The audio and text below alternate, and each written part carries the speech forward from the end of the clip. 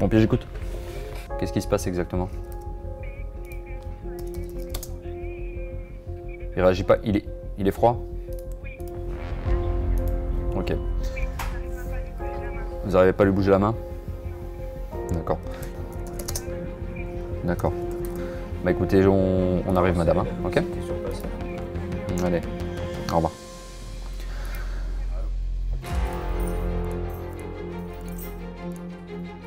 C'est ici que tout commence. Lorsque vous appelez les pompiers, ce sont eux derrière le combiné, un rôle crucial pour assurer le bon déroulé d'une intervention. Moi, mon rôle, c'est de prendre le plus d'informations possible pour savoir où est la personne, ce qu'elle a, et le volume d'engin que je dois envoyer.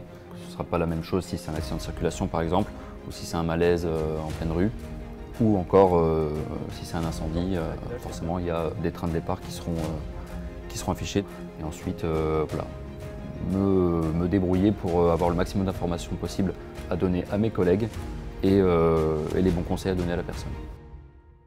Ce centre d'appel, c'est le CGCOS, Centre de gestion des événements et de conduite des opérations de secours.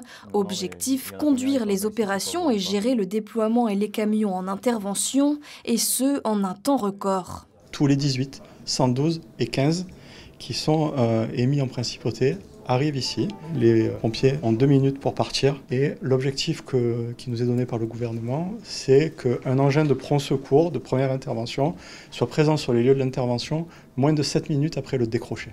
Les sapeurs-pompiers sont formés à cadrer l'appel pour être le plus efficace possible face à des victimes en détresse. Garder son sang-froid, oui. C'est le maître mot dans notre travail. Hein.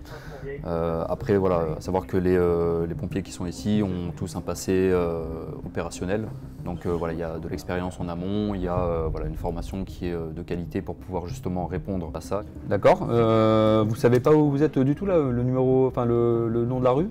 Les opérateurs sont 12 à se relayer pour assurer un service en continu. Pour mener à bien leur mission, ils disposent de plusieurs outils. Bah écoutez, moi je vais vous envoyer un SMS, il y a un lien sur lequel il va falloir cliquer. Je vous envoie une invitation, monsieur, il faut l'accepter. Hein. La flaque, elle est grosse ou pas? Je vous vois là, monsieur, vous pouvez me montrer? Ah, c'est bon, là je vois. Là, vous êtes avenue de la Quarantaine, là, du coup. On a quand même beaucoup de touristes ici. Et voilà, les gens ne savent pas spécialement où ils sont, ne connaissent pas les rues, ne connaissent pas les points remarquables à proprement parler. Donc c'est toujours intéressant de pouvoir, avec cet outil, poser un point avec une zone sensiblement entre 5 et 10 mètres. En termes de précision, on est quand même bien, c'est plutôt intéressant.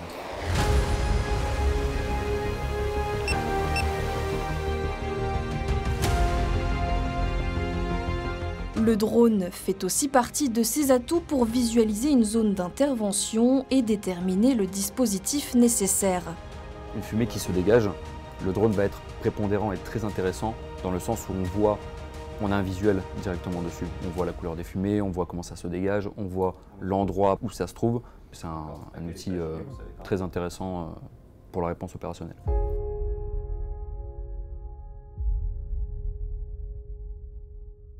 Le CGCOS est en lien avec la sûreté publique. Les opérateurs ont donc la possibilité de prendre la main sur les 1000 caméras en service en principauté.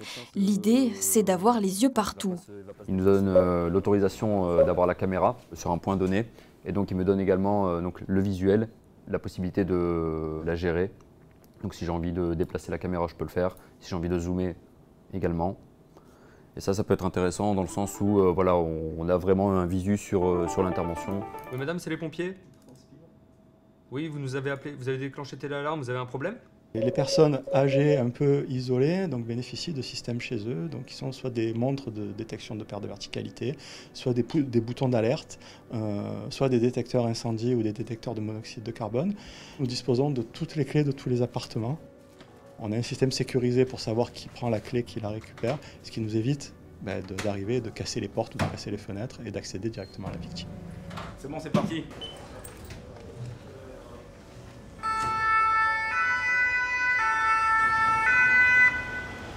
Madame, c'est les pompiers.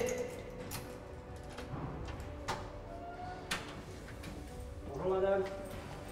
Est-ce que cette douleur, elle vous irradie quelque part? Dans les bras, dans la mâchoire, dans le dos? Non. Non? Dans le dos. Dans le dos, très bien.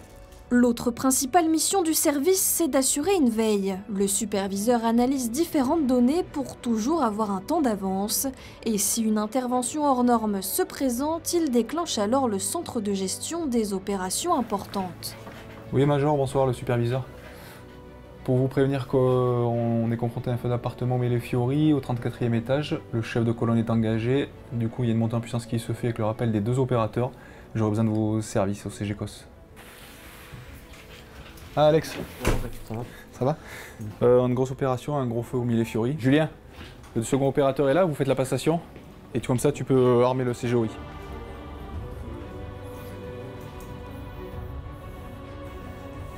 On a armé le CGOI, le deuxième opérateur vient d'arriver. La VPC est partie avec le premier opérateur. Pendant que les interventions du quotidien se poursuivent, c'est dans cette salle adjacente que 2 opérateurs de renfort vont se concentrer sur l'incendie. Tu vas bien? Impeccable. Bon, j'ai vu que c'est toi qui as suivi l'intervention. Là, on a basculé sur sa pompe 2, donc on ouvre le CGOI. D'entrée de jeu, fait un essai radio à Papa Charlie Millefiori, pour voir si déjà la transmission elle passe bien. Pas de place aux imprévus dans cette enceinte militaire, tout est surveillé. Et pour que tout se passe bien, ici, le calme est de mise. Pompier de Monaco, j'écoute.